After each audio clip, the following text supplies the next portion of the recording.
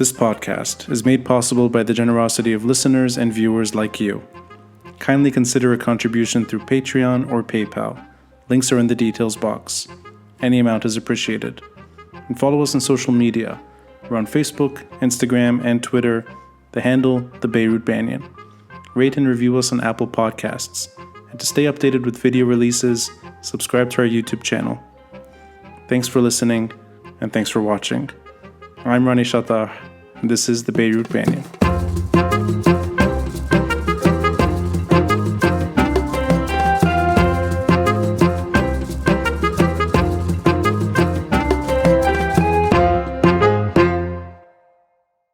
Any chance to catch up with you is a real treat for a few reasons. The first is that we've known each other for quite some time. And I've had the good fortune of having your words shared on the podcast before. This was during the protests. And if I remember, I think it was in November. So just weeks into the protest movement. And we were reflecting together in Beirut Digital District at night. And the protests were still happening just down the street. Fast forward a year and a half later, so many things have happened. So many turns for the worse, yet the commitment remains. And I find that worth celebrating. And the reason I'm starting this way is because I tried to remember the exact day. It may have been just 24 hours earlier, prior to October 17, prior to the protests. Within hours, I was with you, with several friends at Anis and Madam Khair, talking about things collapsing. And this real fear that things were taking a turn and they were really getting bad. And this is before all that's happened the last 18 months. But even in that conversation, there was no hesitation at giving up, at letting go, at taking off and departing. That never came up. So that's inspiration right there. And let's start there. Going back to the initial feeling of positivity on October 17, of euphoria on the 18th and the 19th, and all that we witnessed in the early stages of the protest movement and right now. Am I guessing right that it doesn't matter how bad things get, that you're committed to the end? Or is there a red line for you?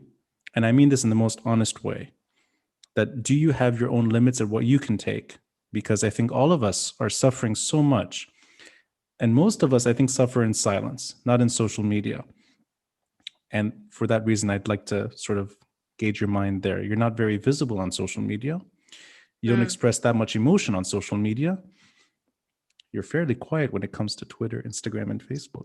So now I can ask you directly, do you have your own limit? Or is it just the case that there's no limit for you, that you're sticking around and the commitment is there despite all the agony? You described it so well, how there was so much positivity and euphoria back in October 2019. And I don't quite remember what I said back then, but I could almost bet that I said something about me just having this unconditional love for this country, that I can't express or explain why and where it comes from. I was raised in the US and I just developed such a strong attachment and commitment to this country. And I vowed to come back one day and serve this country in the best way I could. And so I did that after graduating with my master's in 2008, 2009. And I came back here and I've been here basically ever since. I left for a year to go to New York, but generally I've been here consecutively since 2011. And I have had no regrets for being here. We've gone through so many ups and downs in this country, and I feel like I want to dedicate my life to being here and to serving the community in the best way I can, because this is what fulfills me from that aspect. But also, as many of us as possible are needed here at this time. And I remember after the Thawra, not after, we're still in it, but months after it kind of died down, I remember hearing somebody on the radio talking about how the Thawra will come back and saying how, yes, things will get worse, but we need everyone who can to stay in Lebanon. Everyone who is able to stay, we need you to stay. And everyone who cannot stay, we don't blame you. You have, so many issues you need to think about. If you can't survive here, if you can't have a certain standard of living, if you're suffering so much, don't stay. It won't benefit anybody to stay. So I think that's where I'm at now. I'm very fortunate to be, running my own NGO and social enterprise, and I'm able to receive, whatever I need to live a comfortable life here, thankfully. And I'm always so grateful for that and feel so blessed. And as long as I'm able to live in a certain way here, despite the country collapsing, I'm still able to give back to people in need. And that's what I do every single day with Nawaya, with SE Factory, and with people that I come across who are in need of support. We need to come together to support each other during this very critical time. And so that's what's keeping me here. As long as my basic needs are met, and as long as I feel like I am able to contribute to this country in a positive way, and as long as it's still safe to be here, and I'm not losing my mind mentally, psychologically, emotionally. Now, I can't say that I haven't. Actually, after this year and a half, I've had such difficult moments, like so many other people. But my commitment to this country has not wavered. It's actually been strengthened despite everything. This level of strength, I find it to be rather unique, because I think among our own common friends and mutual friends, too many of them have departed. And I fully agree with your sentiment that if you're able to stay and contribute, you should, but you don't blame people for leaving as well. Yeah. And this takes me back, I think, to a very profound conversation we had. You were leaving Lebanon, and I think it's 2010 or 11. You were on your way out to pursue, if I'm not mistaken, I'm trying to remember this correctly, a master's at MIT. I hope I remember this correctly. You were heading to Boston, if I remember this right. In 2006, 2006 to 2006. So this is really good memory. Such good memory that it could be 15 years ago, 20 years ago at this point. My years are off, but I remember that conversation. There was no hesitation at thinking of coming back, even then. And I think every conversation we've had in Beirut, if you're leaving, you're on your way back already. And both of us have been kind of in and out the whole time. So true. And I'll add to that. I think we are in that stage that you described, those lines. I think we crossed them without really appreciating that we keep pushing the lines. And I have a sense, I could be wrong, that we're stuck here for better or worse, no matter how bad things get. I could be wrong on this front, but I think both of us, and I know you in particular, you will not really give up until it's really the last stretch. And I don't think we're there. But that said, I think I'll still see you at that last stretch. I have a feeling. The reason I'm saying this in a very honest way, a blunt way, is because you are the perfect person to do collective memory when it comes to the blast. And the reason I say you is because you're on the ground. You have your own NGO. We'll get into that today. You have a passion for storytelling. And you're the right person to find a team that can collaborate on a very big effort. And the moment I saw this being shared online, I was like, yes, Zeina is the right person to do this. And I'll say it up front, I'm very glad that you've raised the minimum threshold, which I think was at $15,000. You've already crossed that, which is great. And I'm going to title the book up front, We Were There, a book about the Beirut explosion. And the byline is True Stories of Survival, Strength, and Solidarity in the Aftermath of the August 2020 Explosion. And I think at the core of this project, and you mentioned this in a way, despite no justice, this is a form of two things, poetic justice and resistance. And you use that word resistance in the description. So if you don't mind, let's go there. What do you mean exactly by that resistance? Because I've heard that word used for efforts like this. It's been applied to me as well. And I never thought of myself in that camp per se, but I guess I'll own it. Yeah, this is a form of resistance. And there is an attempt at making sure that these stories do not go unheard later. But what does it mean to you when it comes to that kind of justice and resistance? Is there a more than just the lexicon? Does it have a deeper meaning to you? Or is it simply that you don't want these stories to fade, period? And this is a way of capturing it. So maybe the ethos of this project. Sure. I mean, when I first thought of this idea, it came from a place where, we were in such a dark, dark, dark, tragic tunnel. And I never expected to, hear about these other stories of, I mean, we saw it around us, the solidarity and the support. And it was so overwhelming how people came together in no time. Thousands of people are on the streets supporting each other. And that was remarkable given how broken we were. And so I felt like maybe on a personal level, I needed to find those stories to realize that, something else existed with this tragedy. Something else grew from this tragedy. Nothing positive grew from this tragedy. Everything destructive and horrendous and, devastating happened with this tragedy. We all wish it never occurred. But it did happen. And so what existed in parallel with this tragedy? It's people who refused to give up. It's people who came together regardless of religion, politics, socioeconomic backgrounds, geographic locations. People ran to support each other without asking any questions. And that is remarkable and that is beautiful and that needs to be recognized and remembered. In terms of resistance, I can tell you a couple reasons. One is, yes, we refuse to forget.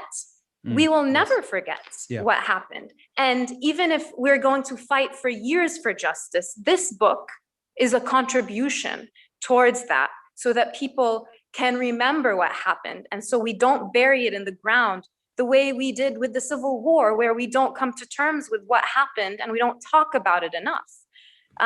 This needs to be a conversation that happens in households in Lebanon and beyond. And the stories are, in my opinion, so important to be shared because each story is a lesson for us. There's a story about a young man from Maram Khayil connecting with a young man from Khanda El Ghami and coming together because of the explosion. Like that's extremely important for us to dive into and understand both perspectives and how this tragedy brought people together from different, neighborhoods, and what that means to build a community and to build a country moving forward. There are stories about domestic workers abandoned by the government and by their employers, and of Lebanese rushing to their support. This is the Lebanon we want to build together, a country that's based on human rights and respect for everybody, regardless of your nationality or your skin color. That's the resistance.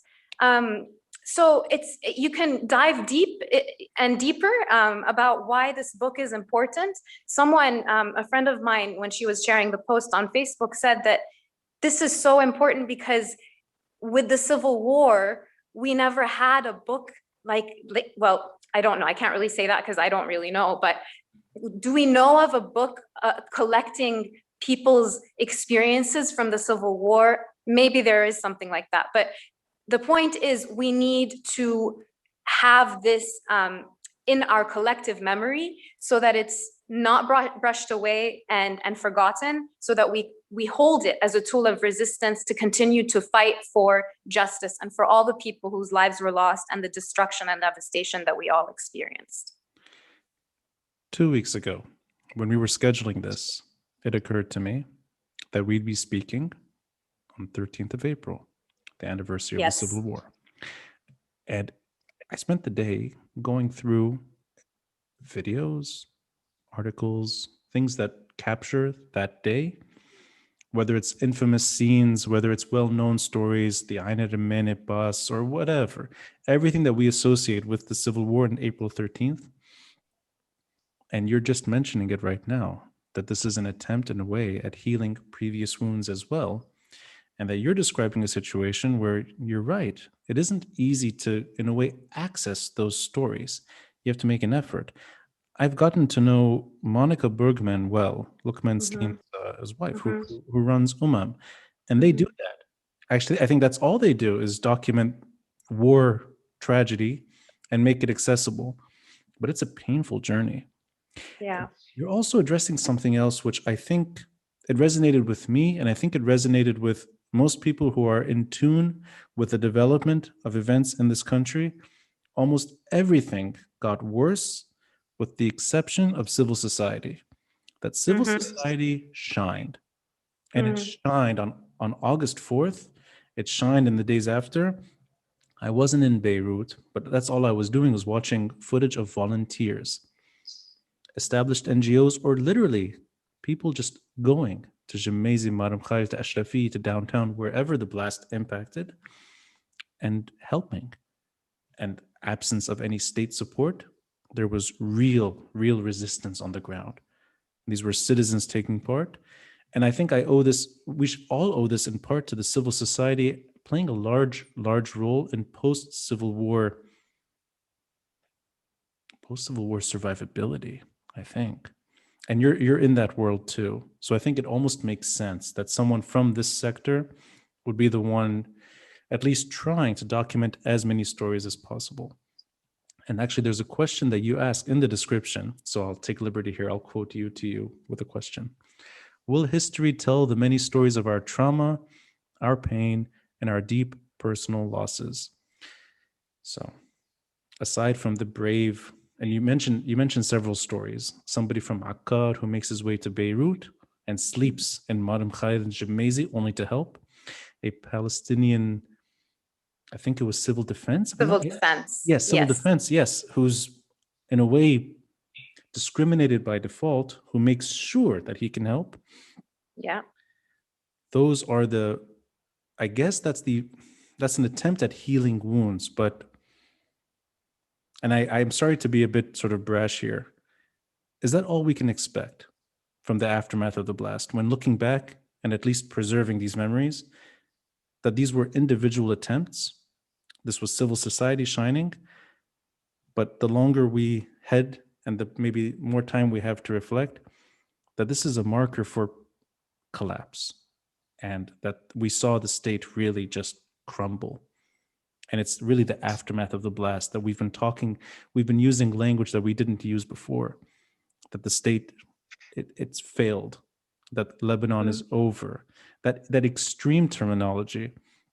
Do you sense that that is real and that this book may, in a way, capture the healing of certain wounds, but the state is no longer with us? The state is gone.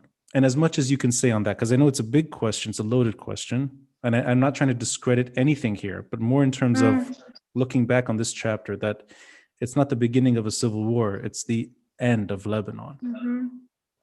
Maybe it's the end of Lebanon as we've known it, but the Lebanon that we've known, was it really the ideal country that we really, I mean, I love this country, but I have a lot of criticism about how it, the sectarianism and the lack of human rights of Palestinians and Syrians. And, we can go deeper and deeper. And obviously there's a lot to love about this country and admire in its people, but the systems need to go.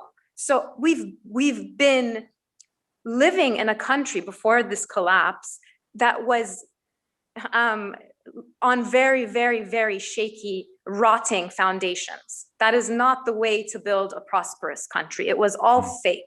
It was just a shiny facade. And if you just, go a little bit deeper, it's all rotten. Maybe it needs to collapse so that we can build something stronger. And I remember in the last podcast in October 2019, or was it 2020? November 2019, I had said, things probably have to get really, really bad for people to wake up and realize that they need to change the way they've been voting, the way they've been supporting these political parties. They need to wake up, but they won't wake up until, life as they knew it ceases to be. And that's what so many people are experiencing now. Unfortunately, they're going through so much pain and so much suffering.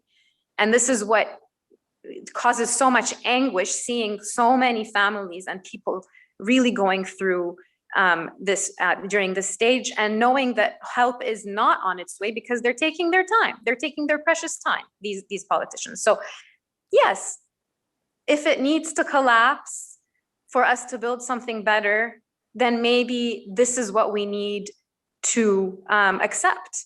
As long as we build something better, that's what we need to work towards. You remember base camp in Mar Mkhayil? That was like called the mini government. Within no time, you had a health center and a psychology center, mental health center, and relief. And they were working well together, coordinating between different entities. And I have no doubt that the people running base camp would be incredible leaders of this country one day. And the people who built these NGOs after August 4th, or grew existing initiatives into NGOs after August 4th, these are the future leaders of this country. And they are mobilizing, and they are passionate, and they're dedicated, and they're gaining important experience and skills during this relief and reconstruction efforts. It's inevitable, I think, for a lot of these people, these young leaders, to actually transition potentially from NGO work to potentially politics. We need those types of individuals to step up and put themselves forward to lead this country. I'm glad you're saying this, because I was afraid of bringing this subject up. And I'm glad you're willing to discuss something that I ask regularly on this podcast. I've had the good fortune of speaking with most heavily involved activists from Min Tishrin. I'm just next door to base camp. I walk by it every day. This is remarkable work even now, with the lockdown, with all the sort of pain and agony. They're still there volunteering every single day, which is really remarkable. But the question of political power, a few weeks ago, I spoke to Jaber Dumit, who I think has now, in a way, he's a matured sort of civil society activist. He's gone gray. We spoke about the early years as if we're dinosaurs at this point. But he made that point clear, that there has to be some shift. And there were previous attempts. They didn't really gain traction. Do you think this time around it's going to happen? That the momentum is there, whether it's upcoming elections or whether it's just persuasion, that civil society's moment is coming, not in terms of volunteering, but in terms of actual politics? And do you see that that is in a way maybe a byproduct as well of August 4, that there's no patience anymore, that the willingness is there and there is momentum? I'll tell you, I've had some very low moments over the past year, when I've been searching and hoping that, a collective front, an opposition really, builds its base, and we start hearing of candidates. And I feel like I've heard that it's slowly coming together. But regardless, whether we get a handful of MPs in the next election or more than that, society has been awakened. And Right. Someone once told me that once you've been awakened, you can't unsee, or you can't unexperience what you've seen, or what you've, and he was talking about, the people who suddenly just mobilized and woke up in October 2019, who were never part of a movement like this. And Right. finally, just said enough is enough.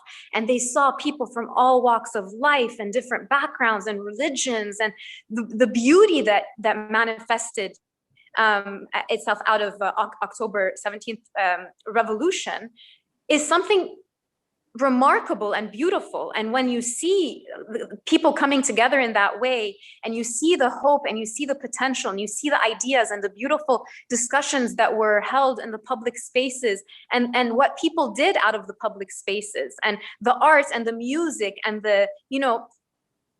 we realized how much is missing from this country because there's so much fragmentation and so much division. So that experience on its own, where people were finally able to connect in beautiful ways and express themselves in beautiful ways, that needs to be preserved and remembered. And I think that's part of the enlightenment that so many of us experienced, and we want that again. We walk down Riyadh al-Sulah now. You remember how it was during the Thawra? Sure, Bustling and full of, it was like a public space that we reclaimed.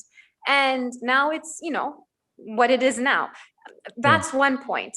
Another point is actually in the book, I wanted to show that after August 4th, I would love to believe that what happened was not in vain. Now, it's not my job to tell people to feel hopeful. It's not, and that's not the purpose of this book.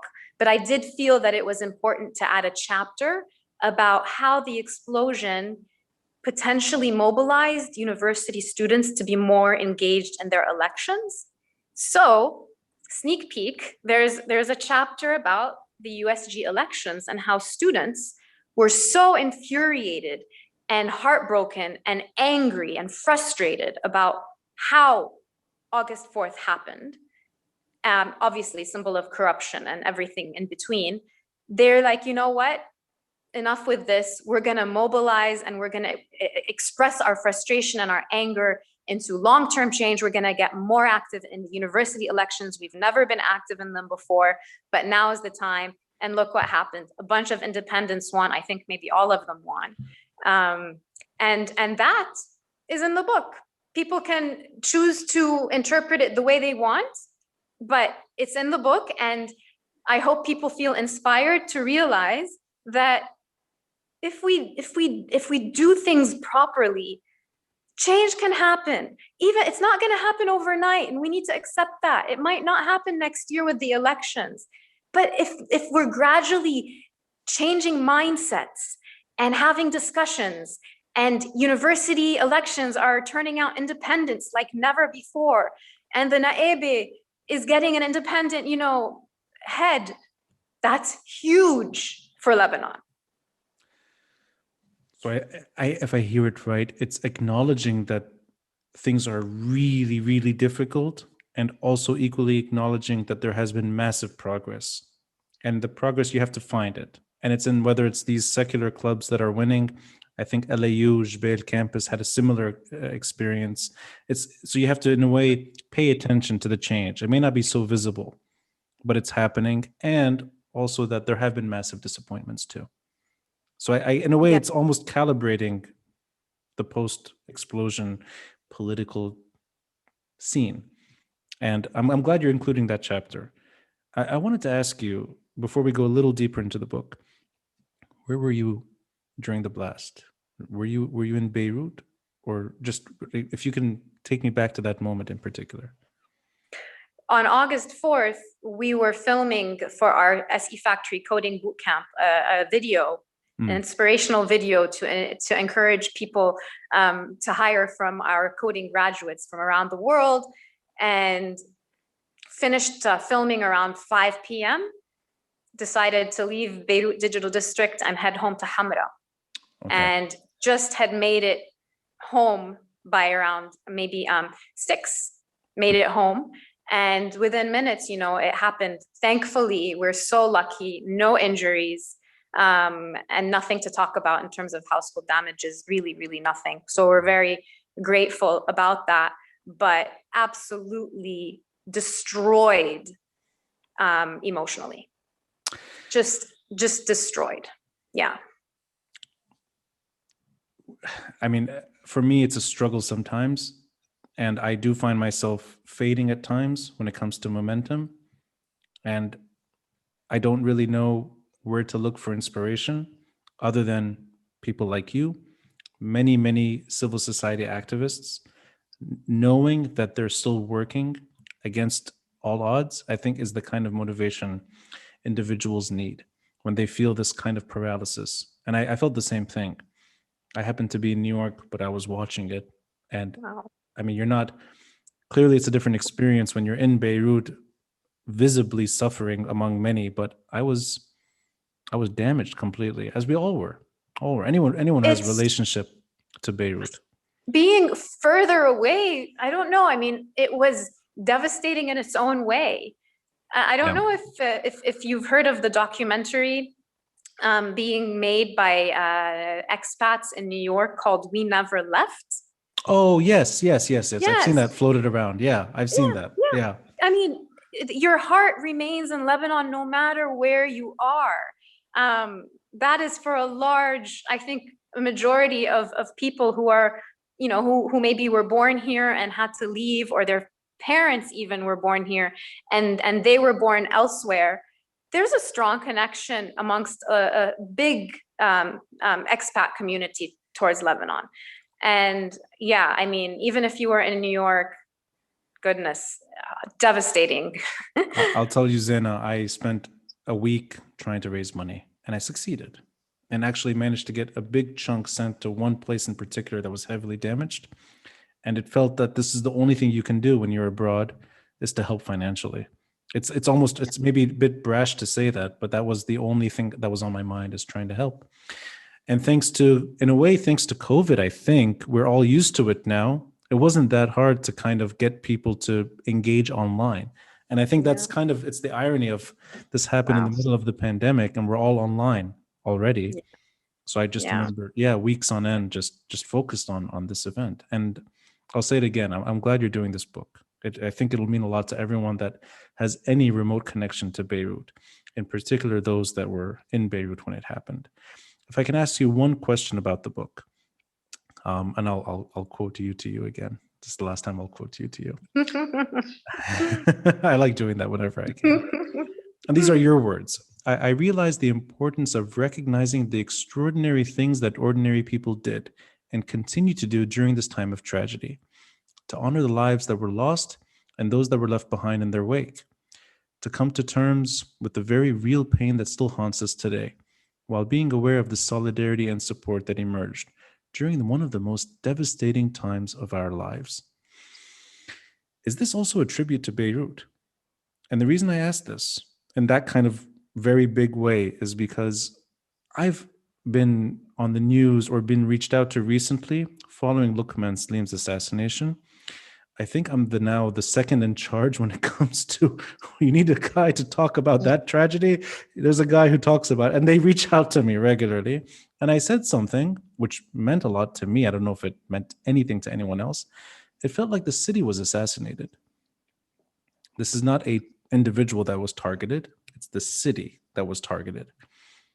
And I felt that it's very hard to have it's very hard to have untime it's very hard to confront untimely or unjust loss on an individual scale, but trying to do that for a city is such a huge task.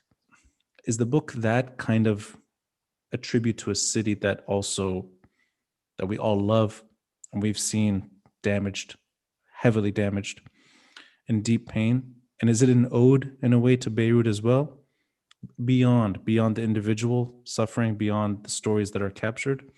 Are you trying to also pay tribute to a city that you love, or am I reading way too much into this? This is all in my mind only. No, it's for sure the city that was, you know, fully devastated by this. We are all a part of this capital, and we have memories and I mean, it's like our identity was destroyed with this. Yeah. It was an attack on us. If you can't live comfortably and in peace in your own home, Exactly. what does that do to you and your psyche living in the city? I mean, we were in the middle of a pandemic. People were home. They thought they were safe. And yet they were killed in their homes. That is just unbelievable. At the very end of the video on the campaign, I say, may our beloved Beirut one day find truth and justice.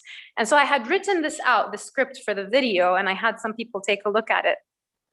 And somebody had said, maybe it should say, may our beloved Lebanon one day find truth and justice. And for sure, I would love for the country to find truth and justice.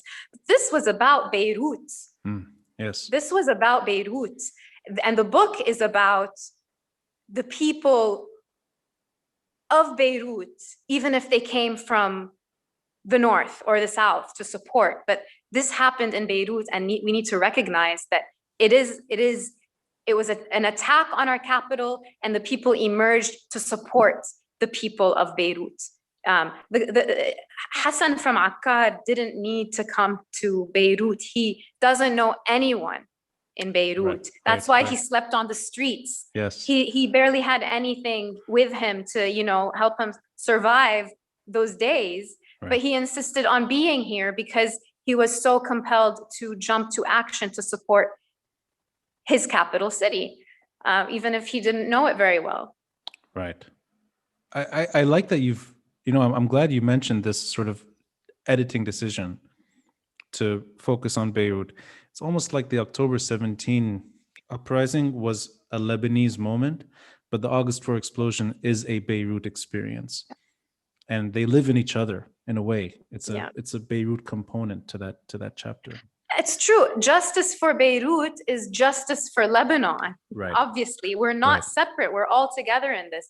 Yeah. But it means that if you finally have justice for this, that means something huge for Lebanon. Right. Exactly. I couldn't say better than that. Well said. I'm glad you mentioned this. I would never known that there's that kind of background decision making in the video, because it comes out very naturally. And I'm going to emphasize this, that even though it's reached the $15,000 threshold, I'll quote you to you one last time, the more we raise, the more books we can print and sell, and the more we can make sure history is honestly written and the stories of August 4, 2020 are never forgotten. So it doesn't mean that the threshold is the limit. You can keep donating. I'd like to ask you about Nawaya. Absolutely. And the reason I'm bringing this up at the end is because I think it's, in a way, it's not a background story. On the contrary, that's kind of how I think of you, even though I've known you before Nawaya, but I associate you with this NGO that you started. You started, I hope I remember this right, was it 2012? Is it true. I mean, we launched in 2012. Wow, very not bad, good huh? dates. It's not bad. I was a proud contributor at Bread Republic at some event that was taking place at the early stages of Nawaya, very early. Thank you for your support back then and now. 10 years later, sure. I'm sure I thanked you 10 years ago. Well, I don't even know if I mentioned it. It may have just been I did it without. I apologize for picking it up 9 years later, but that's okay. But the reason I'm going back in time a bit is because I think the ethos, if I can use this word for Nawaya, is focusing on disadvantaged groups.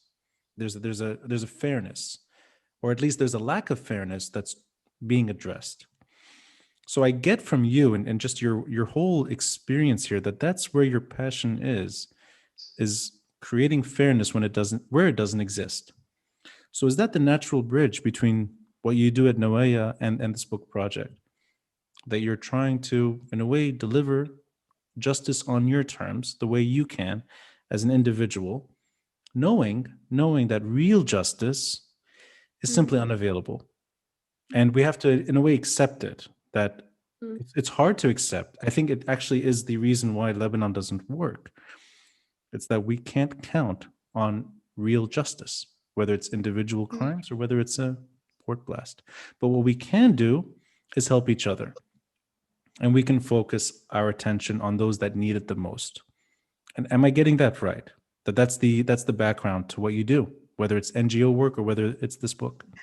Yes, I feel though it comes from a desire whenever I see something that needs to be done and I have the skills to be able to do it, I would do it. So that's why I started Nawaya years ago when I saw, you have so many talented youth full of potential, but they just can't connect to resources. I thought, okay, maybe I could use my network to connect them. And that's how it started. And it's evolved since then. Same thing with SE Factory. I saw a gap in the way that, youth are prepared for the job market as coders. And so teamed up with my co-founder Fadi Bizri, who also saw that gap and that challenge, and we made it happen because I had certain skills and he had other skills, and we made it work. During the Thawra, I mean, we felt that it's important to bring experts and speakers to talk to us about, because we had so many questions about, is it okay? What does it mean if there's like a military takeover? Is that good for Lebanon? Is it not good? How did we get to this economic crisis? You know, we had questions, a group of friends and I. So we started something called Badna Nthur, Badna Na'rif. And we had beautiful discussions about so many different questions people had, and we would bring these experts and we would have, you know, conversations with them. And that lasted for a few months during the Thawra. And so similarly, I'm not a lawyer, and I'm not good with, you know, judicial law, and there's only so much I can do to support, you know, the aftermath of August 4th. I went down, I carried a broom, I swept the glass with everybody. Then what? And so I didn't ever plan to start to do this book until, you know, it just came to me during that conversation, So Tayyib, where I heard from my friend Angelique the ordeal she went through and how she met the guy sitting next to her who became her good friend because he found her purse, a complete stranger. And I'm like, wow, that's really incredible. Now you guys are hanging out still after a month. It's not like you just took your purse and then you just bade him farewell. You're still hanging out. Wow, that's really cool. I hope that wasn't a condition on returning the purse, that you have to hang out with me in exchange forever. I didn't get that sense. Good. Okay. I think it was voluntary. Right. But you know, I felt like we need to capture these stories. And what's also very interesting is a lot of these people who are contributing their experience to this book have said that they've wanted to write about their experience, but they just couldn't. Right. They couldn't get themselves to do it. It was too painful. They were trying to move on from what happened. And my initiative of collecting these stories really pushed them to sit, reflect, come to terms with what happened, remember what happened, and write it all out. And many said it was very therapeutic. It was difficult. It brought back a lot of emotions, but it needed to be, you know, done. So that's also, I think, important for people to just realize that we need to remember what happened, because if we forget, it's like we're forgiving the culprits. Right. And we need to always rub it in their face that this is what happened, and we're not going to let this go easily. I feel the same way. That dichotomy of, if you forget, you forgive. Yeah. I don't think I've ever thought of it exactly in that way, in that sort of, but it makes sense that once you forget, you, whether intentionally or not, you begin forgiving. And that's not something you should forgive. Yeah. And I'm really glad this kind of project is born out of someone who's fluent in civil society, obviously, but someone who's also very passionate about Beirut, and someone who's here really because you want to be here and you want to give, in a way, you're giving your life for the city. So that in itself means a lot, I think, to anyone who wants to read these stories later or access a very tragic event, but stories of inspiration, stories of, I think, real joy and beauty born out of the pain that we experienced. And I'm happy to see it's on its way. Again, I'll title it once more. It's We Were There, a book about the Beirut explosion, true stories of survival, strength, and solidarity in the aftermath of the August 2020 explosion. And anyone listening, the details box, you can donate. It's Indiegogo, I think, if I'm not mistaken. So the link will be included there. I hope I got that right. It's Indiegogo. Yeah, great. It's something that doesn't come out naturally with me. I have to say it several times. Indiegogo.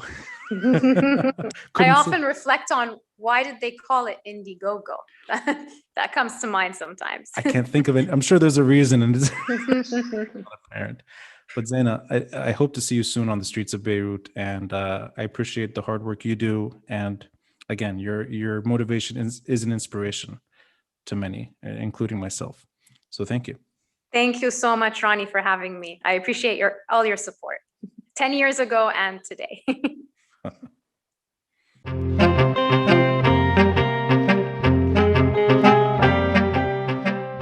Thanks for listening and watching, and a friendly reminder to support this podcast by contributing through Patreon or PayPal. All links are in the details box. Until next time, I'm Rani Shatah, and this is the Beirut Banyan.